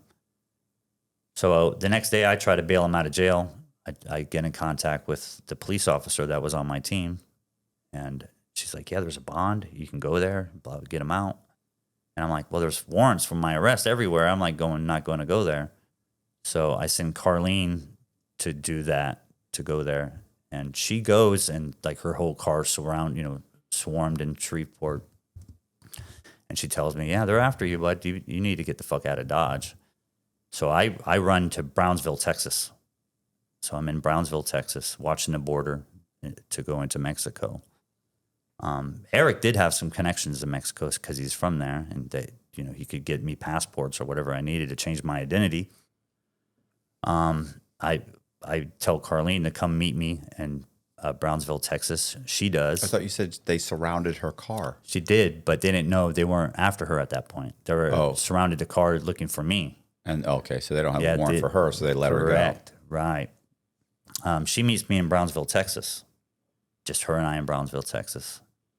And much of the same thing. Like, she's panicking. She's going to go turn herself in. I'm like, they're not even after you yet. At this point, they were. We didn't know because they already picked up Brad back in Tampa. And Brad gave up everybody. As he should. I don't think that they're snitching, bro. Yeah. You know, as they should. They should have done that because we almost took a human life. So, fuck yeah. Snitch me out. I didn't care. I was mad about it at the time, but I didn't care. So they pick up Brad. Carlene freaks out. I was like, well, go back to Tampa, Carlene. You know, turn yourself in. You know, snitch me out. I don't care. You know, do whatever. I was like, I told her where all my drugs were at. I was like, sell the drugs off. You know, give me some of the money. I'll be in here in Mexico, you know. So I run off into Mexico, and I'm hanging out in Matamoros, Mexico. You know, kind of freaked out about what I did, but I was trying to drown myself with alcohol, so I didn't think about it. You know, Carlene turns herself in. She, you know, is willing to testify against me as well. So now that you have Eric locked up, you know, all three of them locked up except me. So the manhunt begins, you know. I was only gone. I think I was on the run for about 3 weeks-ish. I'm running out of money in Mexico, as you know. On the run, it's hard to maintain when you have no money. So I come back into Brownsville, Texas, at the border entry point there, and of course that's where they, you know, arrest me at because everybody and their fucking mom is looking for me. You know, Give them your passport or your ID. No, I didn't even make it to that point. Like, they got me in the line. Oh, okay. You know, because Carlene done told them where I was at. Yeah. So they were watching that border pretty thick. So they got me there. I stayed in Brownsville, Texas County Jail. You know, the van comes to pick me up to bring me back to Hernando County. On the way there, we stop in Shreveport, Louisiana to pick up Eric. So it's Eric and I in the van, and, you know, he's totally freaked out by the whole thing. And I told him, I said, Eric, just, you know, I knew I was going to spend probably the rest of my life in prison at that point. I kind of just, fuck it, you know. I was like, just tell him whatever, bro. I don't care. You know, put it all on me. This is all on me any fucking way. I don't care what you do. You know, get to the county jail, and they were pretty much, you know, Luke survived, but they were going to give me like 25 years. It's like, this carries about 25 years, you know. At that same time, Luke heals up. You know, they can't remove the bullet in his lung. He moves to Texas. And while he's in Texas, he ends up like robbing a drug dealer, go figure. And he gets picked up for drug trafficking charges. And they, you know, arrest him. So my lawyer, the state, they have to go out there and do depositions and all that shit on him. You know, I'm looking at 25 years. I actually signed for 25 years. I'm thinking they're going to give me life. So I'll do 25 years. This is all on me anyways. So they go out to Texas and they interview him. And in my discovery, which I have with me today, because they don't check paperwork in the state. Right. They What does he say? this is the point where it's like, man, it fucks with me because he tells the state that he wants to see everybody prosecuted in the crime except me. And in my newspaper article, you can read it, the state's attorney says that the victim is not overly sympathetic, doesn't want to see anybody he wants to see everybody go to prison except me. He says, if I go to prison, that would be detrimental to him being a part of my group, the society. And you can read that in a newspaper article. That's what this guy says to him. So now they plague me as this fucking Like a cult leader? Yeah. You can read it in the Tampa Bay Times. Why does he say that? What? I have no idea, brother. I guess I because of all the money and the popularity I had, and I guess he just wanted to be a part of that. So I don't know. I can't wrap my head around. I never talked to the guy since. I don't know. And in my discovery, I read that I have that before he robbed Brad with the green, like he like cleaned his mom's banking account out. Like he had a track record of doing this to like everybody that he ran across. And it stunned me. Like, dude, I almost fucking killed you. And you go to Texas and you do some dumb shit, man. And then get caught. Yeah. And then, what the fuck is wrong with you? If I got shot and fucking burned, bro, I would be in a pew every Sunday praising fucking Jesus, you know? I mean, maybe he just felt like you had a legitimate reason to come out. Like he had stolen the money. Yeah. It was your money. He lied about the whole thing. Know. But you can read He that thought, in the I article. had it coming, that kind of thing. You know what I'm saying? Like, yeah. The state's attorney, you could, it was the craziest shit ever, man. So Carlene and Brad, they gave them probation if they would testify against us. isn't Brad the one that doused him with? No, that's Eric. Oh, okay. I was gonna So say, it's just, Brad's it's fucking Eric and I throwing gas on and him. I'm thinking, I'm like, bro, I'm going to get off on this shit. Like they're going to literally let me walk out of here. So you know? Eric, what did they give Eric? So Eric, they gave Eric and I matching sentences, 10 years in, 5 years out. That's not bad. But Eric, at the end, they gave me the 10 and the 5, and I was on my way to prison. And, you know, at the end, Eric was like, no, Poet held me at gunpoint Oh, God. and made me. You already unloaded the fucking gun. Yeah, I mean, you didn't get him, tell him to throw the gasoline on. You've already unloaded the gun. There's no bullets. It's the most insane. He's just doing that to try to save his ass. You know, I don't blame him. You know, I'm not mad at Eric. Yeah. It's all good, bro. But did that? Well, I'm not talking about being mad at him. I'm talking about just stupidity. Yeah. Like to me, that like he didn't take that deal. Did he get a better deal? No, he or got a the worse same deal. He got the same. Okay. So I thought it was- you know, because in my newspaper article, you can read that as well, where the state was like, because he ends up writing a letter to the judge, and I'm in fear for my life that day, and because Poet was going to kill me if I didn't let him. Just come on, man, stop it. But he got the same as me, 10 and 5. You know, I actually looked him up a couple days ago before I came on, just to see like where's he at, like because they deported him to Mexico. Okay. And it looks like he's doing well, man. Looks like he has 2 kids. I mean, Would you look him up on Facebook? yeah, he's doing all right. So Eric's doing all right, and I'm glad that all that happened. I'm glad everybody did what they did because you know I shouldn't have done that shit, man. Yeah. But they got over on me pretty good because Carlene had out all that stash of drugs I was talking about. You know, she never told the cops about it, All right. and she ended up buying a fucking beach house, living lavish in a fucking beach house with my fucking drug money. Yeah, but it was she's probably a very empty person. She probably feels very empty inside. Yeah. But she violated probation and went to prison anyways. So there you go. Well, she was the lesbian, right? Yeah, the lesbian. I mean, come on. Yeah. What's the that's like summer camp for her. Yeah. She's probably very popular. And I didn't have a rough time in prison. You know, you would think I was 118 pounds, small white guy. You would think I would have a rough time, but I did not. When I got to, you know, the CFRC, I knew people there from the night moves. My cellmate, it's funny, I failed to mention this. My cellmate in the county jail was a guy that I used to sell drugs to at night moves. So like 8 months of me in the county jail, my cellmate knows me, wants me to recant all these crazy stories and tell stories about drugs and money and all that stuff. And I feel like I see you entering the prison and everyone going, Poet. yeah, And kind of the mantra. yeah. Poet, No, it's crazy because you're like, yeah. society. Yeah. Don't do the salute. God, dog, don't do Right. that. That wasn't a Nazi salute. That was just yeah. That was the society. it was society. Poet. It never had a name. For the love of God, it never had a name. We do. The first rule of the society is Don't talk about the this. society. Oh, Jesus. You're too much. You are too. I love you. No homo. I love you for real. No Diddy. You may. Yeah. Oh God, you're great. So Yeah. So you go that's in. it. Yeah. I knew people at every prison.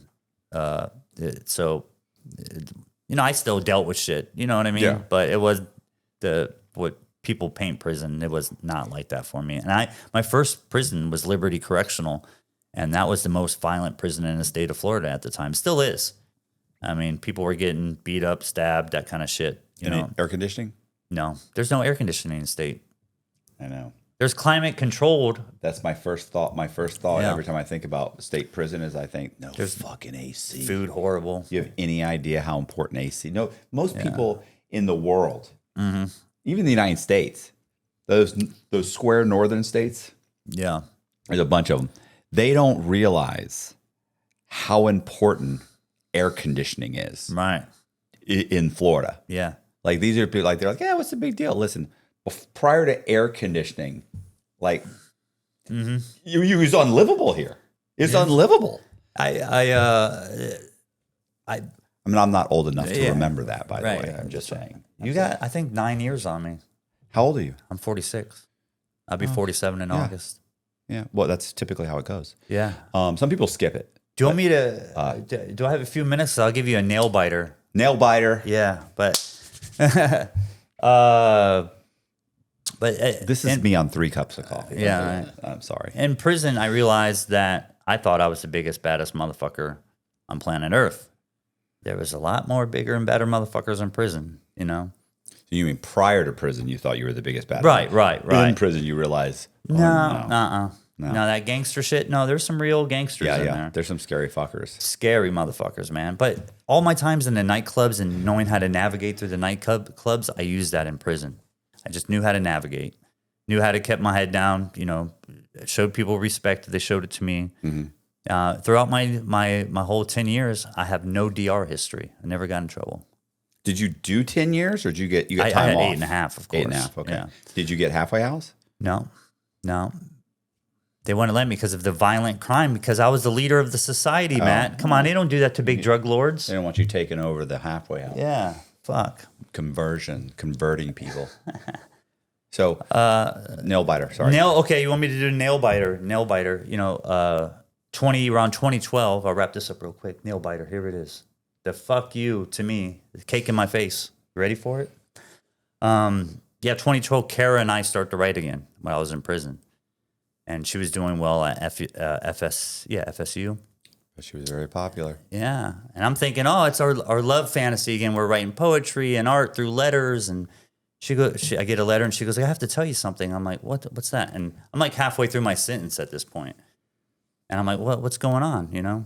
And she goes, I got in touch with Luke and, you know, I drove out to Texas to see him.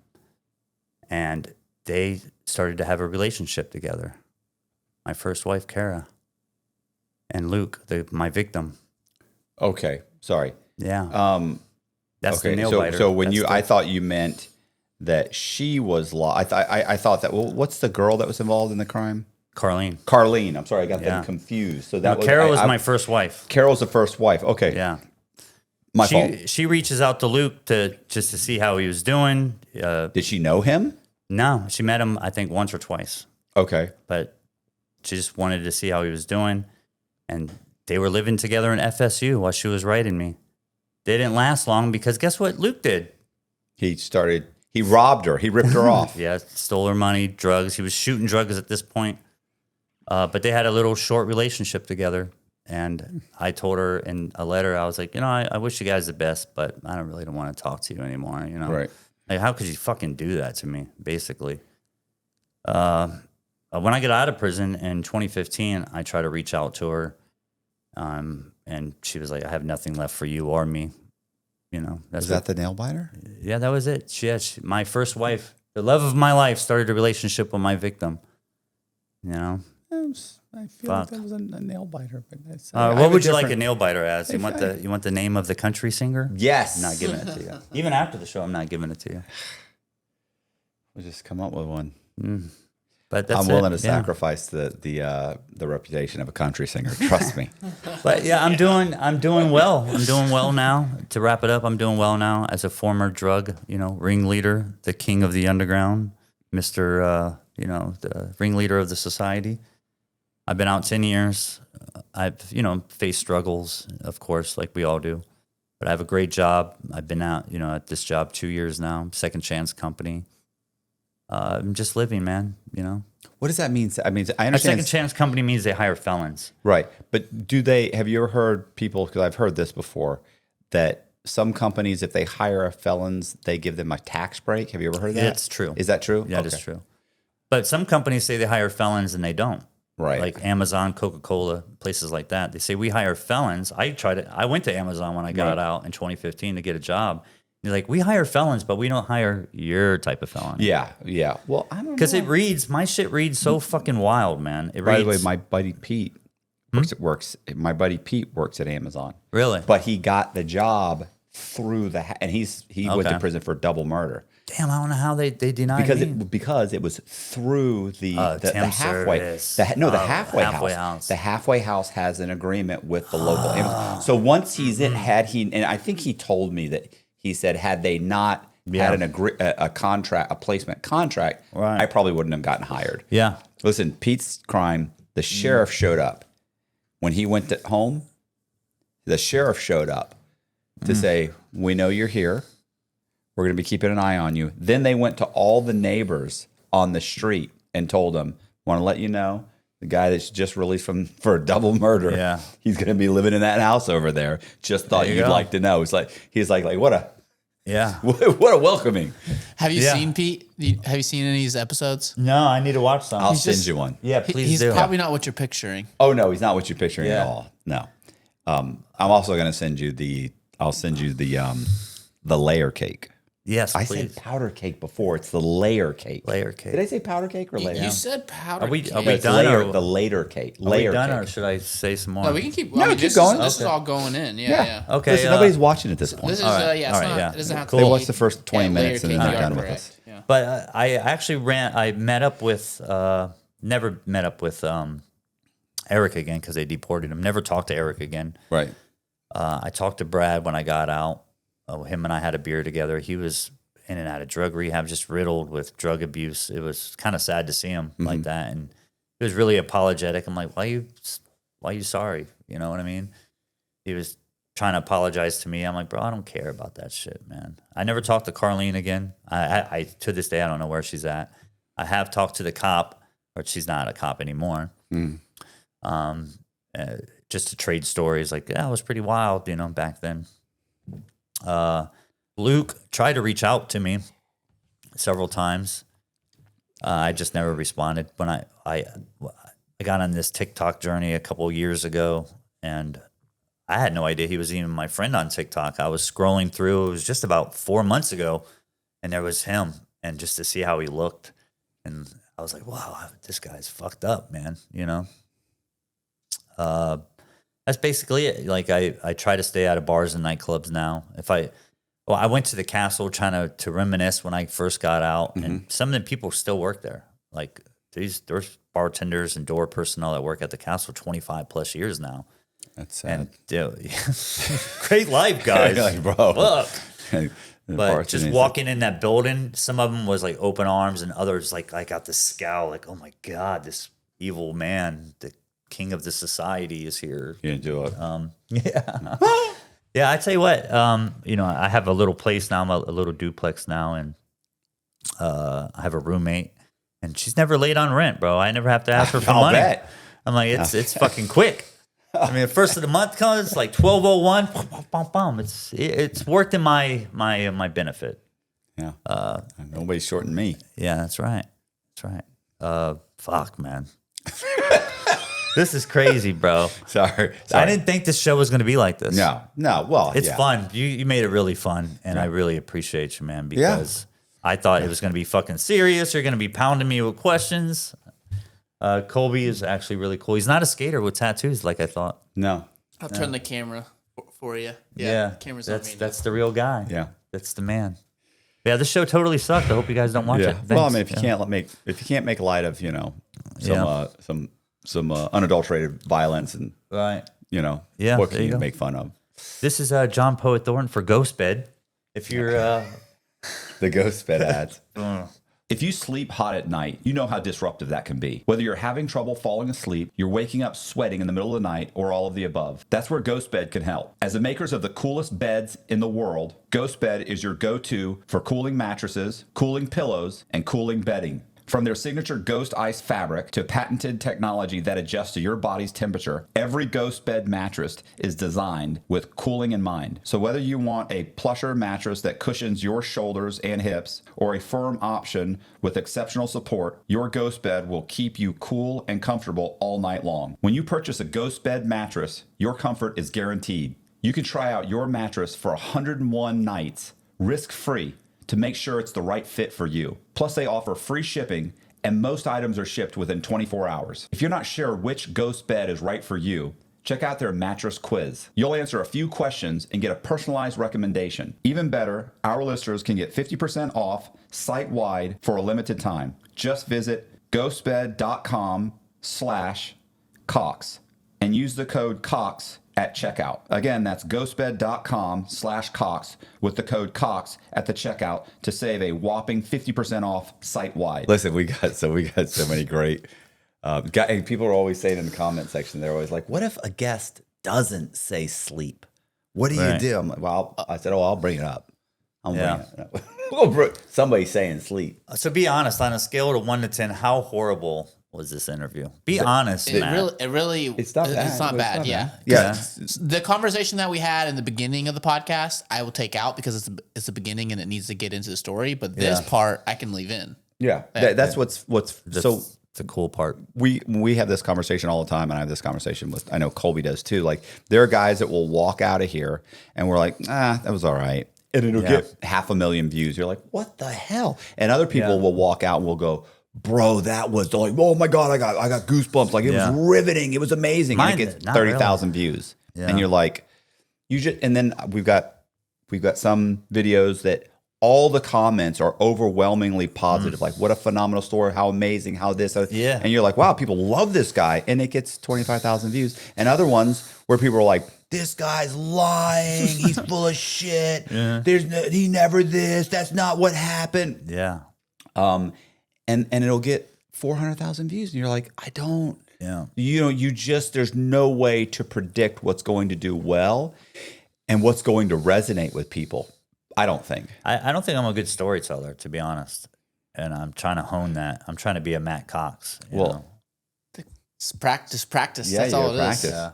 This is only my third podcast too. Yeah. So you might want to get drink a couple cups of coffee before you start. Get a little bit more. Yeah. More. But then again, you don't exactly have a story that you probably should be overwhelmingly enthusiastic about. You'd come off as insensitive. So you're, I know what what's ultimately going to send you to prison.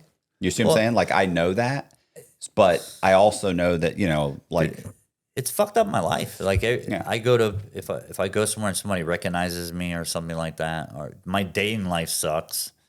As soon as somebody Googles my name, it's over with. Mm-hmm. Like, I literally met girls off dating apps, and I would give them my phone number, and it would be like nothing, because they must have, I don't know, they run my name, and there you go. Listen, let me tell you, I exactly that. I went on, what was it? I think it was Bumble.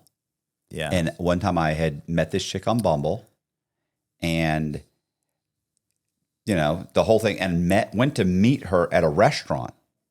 I mean, we're going to meet it for a restaurant. It's great. And as we're going, because we're still communicating through the app, right? She said, "Hey, I don't have great cell service. Can you give me your cell number so we don't have to go through the app?"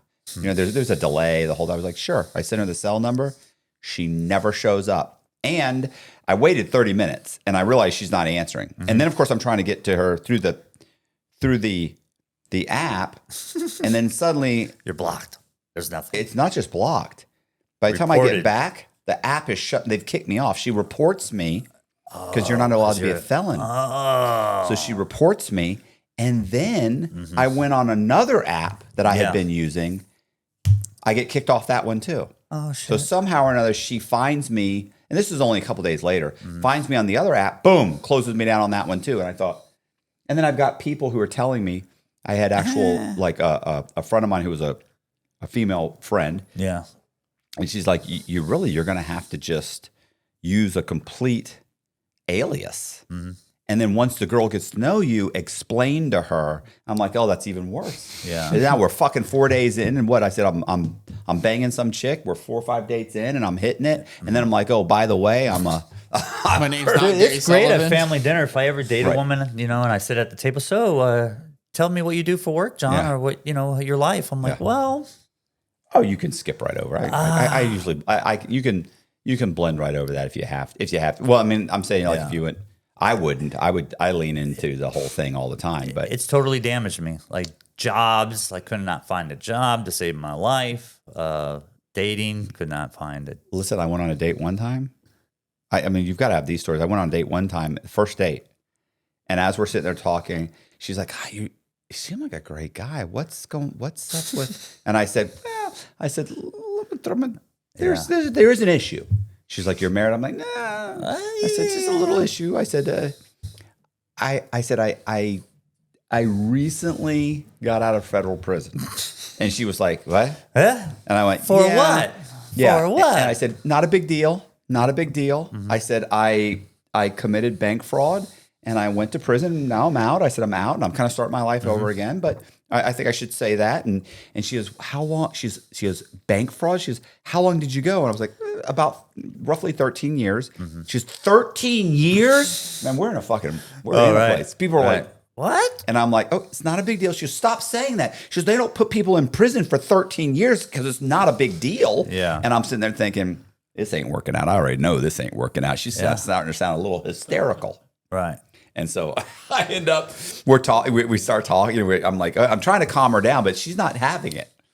It didn't work out. And then it was so funny.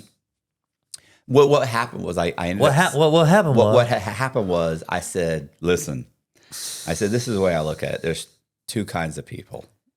Those people that understand the person I was, the things I've done, I said, and the person that I am today.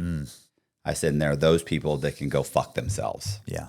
I said, you don't seem I'm still like, learning that. Yeah. Even 10 years later. I'm 10 years I've been out of prison. I'm still learning that shit, man. Yeah. Because I don't like to be judged or, like, oh, he's lying. I'm like, well, I'm still trying to learn to say fuck What you you. gotta say? Look, I'm not a liar. Okay. Yeah. I'm just an attempted murderer. Like, this is Right. a totally different Yeah. thing. Like, I'm honest. I mean, it's worked in my behalf. And I'm honest. In a lot of situations, it's worked great. Don't fuck with that guy. Yeah. In Of prison, course. sometimes, I'm like, Yeah. The quiet guy in the corner. right. That's the guy you got to Fuck worry him. about. But I never had a problem in prison. I knew people, and I would spend my days like they would want to hear crazy stories, and I would tell them the stories of hanging out with certain country artists. No. And the Jason. No, not Jason. Yeah, the guy Friday that the- played not Friday Michael the 13th. Myers. Yeah, Michael Myers. Wait, that's Halloween. Yeah, Halloween. Yeah, he played it in the first Halloween movie. He was the unmasked Michael Myers. And I forgot to tell you this that Unmasked Michael Myers. The first yeah. one. The Here's first one was him. here's something cool for the show. But this guy, him and I became very close. I met him when I got out of prison. Whenever he got out of prison, Boston George Young. Oh, okay. They made the movie Blow. Yeah, I know. Johnny. Well, maybe they no. Yeah. He died. Yeah, he died. Yeah, 4 years ago. Yeah. But I spent the last 2 years of his life with him. Where was this, in Miami? Was he in Miami? No, he was living back in Boston, Massachusetts. Did he get back with his ex-wife? No, he met this girl while he was in prison. Her name was Rhonda. Okay. Shout out to you, Rhonda. But yeah, he was kind of doing this book tour kind of thing. I met him through this guy named Antonio, and we hit it off because he was on a grander scale than I could ever imagine. Yeah. But him and I had similarities. I do have a question. Sure. Because when I was locked up, the guy that was kind of, I don't know how to say it. He was an advocate for Boston George. Yeah. Amazing dude. Most amazing guy ever, man. Well, loved I him. knew one of the guys who was a cellie with him for about 6 months. He said he was an asshole. Really? Yeah. When he got drunk, he could be. Well, this was like most people I know that knew him or had interactions with him in prison said like fucking dick. No. They were like complete dick. Dude was cool as fuck to me. Okay, cool. But and that's cool. But this guy used to communicate with him all the time. Like they would go visit him, everything. And when I got out of prison, I always wanted to look him up. And his name was George Young. Huh? Oh, no, the guy you're talking about. I'm sorry. I thought you were talking about. Fuck.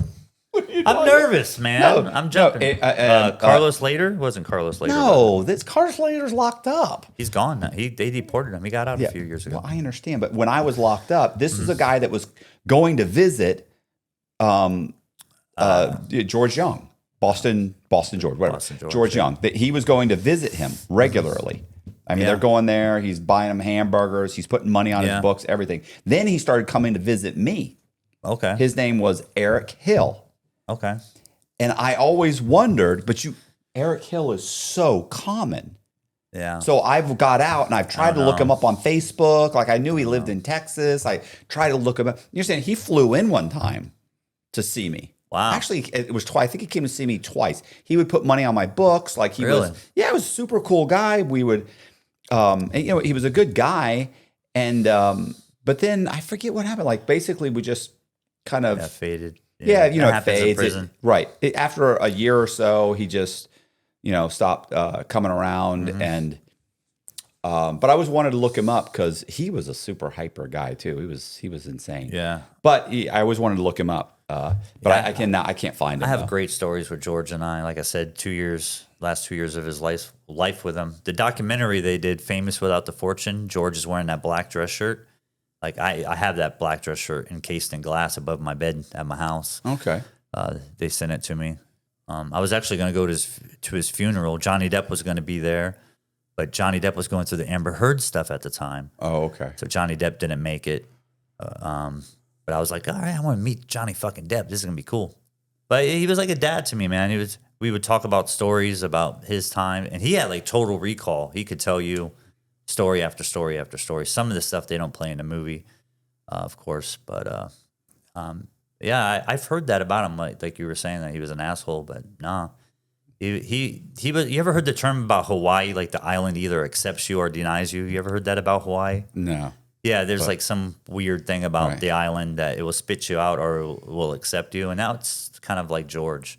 He would either accept you or, become your immediate friend or you're a nobody to him. Well, he must have hated Eric's guts because Eric said he would scream at him and yell at him. No. And my buddy, who was his roommate for, I don't know, 6 months or a year or something like that, he would say, he's like, look, like, he was like, he'd yell at inmates, he'd scream at people, I never got that, But then again, I don't think that my buddy, it was Anthony. His name was Anthony Curcio. Anthony said I never had a problem with him. He's like, but I've seen him just scream at people and yell. He's like, I mean, he would just. It was ridiculous. He's like, he was.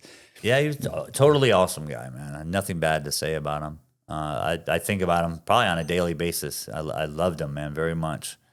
Really cool, And he was like, "You ain't shit to me, poet." He had that raspy voice. You know what he told Eric? He told Eric when Eric had sent him my manuscript, and he said, "Did you read the manuscript?" And he said, "Yeah, I read it." And he goes, "Tell your boy," he said, "he didn't steal enough money. That's the problem." He called me Kid. That was his nickname for me. He was Kid. He would call me, "Hey, Kid, I'm coming to Tampa. I'm going to come stay with you during the Super Bowl." I'm like, "All right, George. All right, Georgie. Come on." Just loved his scotch. It was cool. Everywhere he went, whenever I was hanging out with him, he was in a wheelchair bound at that point. A brown recluse spider bit his fucking toe on the beach in California or some shit, and his toe totally rotted off, and he had to get it amputated. So he was in a fucking wheelchair. Did he ever reconnect with his daughter? Yeah, he did. Yeah, I had heard that, but I didn't know. They tried to create a little small business together. The Boston George gear type shit. Yeah, they could just never get it right. So. Well, and then I had from Eric, I had heard that somebody had all the websites tied up with his name. And problem with George is he was looking for a fast buck with anybody, so he would sell his life rights to anybody. If you came with a contract, he would sign it. Yeah, if you So there's like probably like 30 fucking people with the Boston George rights right now. You know, his wife, Rhonda, domestic partner, whatever you want to call her, she's been fighting for that stuff. I guess there's a weed strain out in California with the Boston George, and she's been trying to fight that because she doesn't live good. I think she works at Subway, bro. right. You know, I mean, there's no happy ending to drug dealers. There's none. Not even mine. I mean, I'm not in prison, but I don't have that fucking happy ending. You would think Boston George's wife is living this fucking dream of a life. No, He got out with nothing. he got out with nothing. And it's difficult for these guys to get out and put their lives back together because I think I feel like they're chasing that high or something. And if you get out of prison and you're humble and appreciative, I think things come much easier to you because you're willing to work slowly for them. Mm-hmm. And if they don't happen, you're still just happy to be out of prison and happy to be, be able to turn the TV, watch YouTube. It's free. Yeah. And, like that sort of thing. And I think a lot of these guys, they get out and they think, I'm going to do this and I'm going to do that. And then everything collapses and falls apart, and they're chasing this dream, and they don't want to get a real job, and they expect big bucks, and it just doesn't happen. It's sad, like man. He was doing like the book signings and the tours and speaking engagements. I actually booked him a speaking engagement, and I promoted it, and we had him here in Tampa, and it was sad to see it, but I just loved him so much. He was drunk and just, Yeah, see what I'm saying? Like you can't, It they can't was hold just- it together. No. It's like you got to hold it together, bro. I'm like, bro, what'd you do with the money that they gave you for the movie? They only gave him like $250,000 for the Right. movie. So that money's gone. Yeah, it was gone, bro. Yeah. He was still living like I was. I thought I was still making all that money, and I was living like I was still a drug dealer when I wasn't, and he was doing the same fucking thing, man. Like, it's a funny story. He was out to eat, and he was ordering scotches, and a buddy of ours was paying for the meal, and he's ordering like $100, $250 scotch drinks. It's like, the fuck are you doing? Yeah, bro? like, Somebody is paying for your meal. You Right. don't fucking order $100. Yeah, it was like $1,000 just in the drinks alone. That's just how he was. He just Yeah. He thought And he was you don't still, think that's a dick? nah, because it wasn't my money. Okay. But he didn't know. The guy said, buy whatever, 'cause he was enamored, a fan. Buy whatever you want. I don't care what it is. If you say that to someone, fuck. Yeah. He loved his scotch. So I had fun times with George, man. I loved him. It was great. I have actually a picture of him and I in a hotel because he got shot in a hotel with the drug deal gone bad thing in the movie. Oh, okay. You said picture of you in the hotel. No, come on. Whatever. I'm judging. Yeah, he was not my He was war famous. daddy. He was not my war daddy. I was not in prison with skinny pants like you with a camel toe mat. Kiki, hey. Yeah. Hey, bro, you get down. Matt, you get down, Matt. No, it wasn't you get down. It's you need anything? Yeah. You need anything? Hey. Yeah. You need another cup of coffee, bro? Yeah. I gotcha. You need some shoes? I got you. Whatever you need. I'm good. You want to play some chess? No, I don't even know what that means. Let's go. You have dreamy eyes. You gonna tell your story? No, that's it. You just said. No, he showed me the bullet wound. Oh, okay. In the movie where the drug deal gone bad with Carlos later in the hotel, he he got shot in the shoulder. Yeah. Like he showed me that bullet wound. And I was like fucking blown away. I was like, oh, it's fucking, oh my God. He's like, I also got shot in the ass running from the Federale. You want to see that too? I'm like, no. But I would love to if you would like to show me. Yeah. But no, George's character, love him. Great guy. Hey, you guys, I appreciate you watching. Do me a favor, hit the subscribe button, hit the bell so you get notified of videos just like this. And please share this video. It's important. Also, Poet has all of his social media links are under John Poet Thornton. We're going to leave all those links in the description box. So go there, follow him, check out his journey. He's big on TikTok. Got a lot of stuff going on. Please check it out. Once again, thank you very much. Please consider joining our Patreon. It's $10 a month. And it really does help Colby and I make these videos. Thank you. See ya.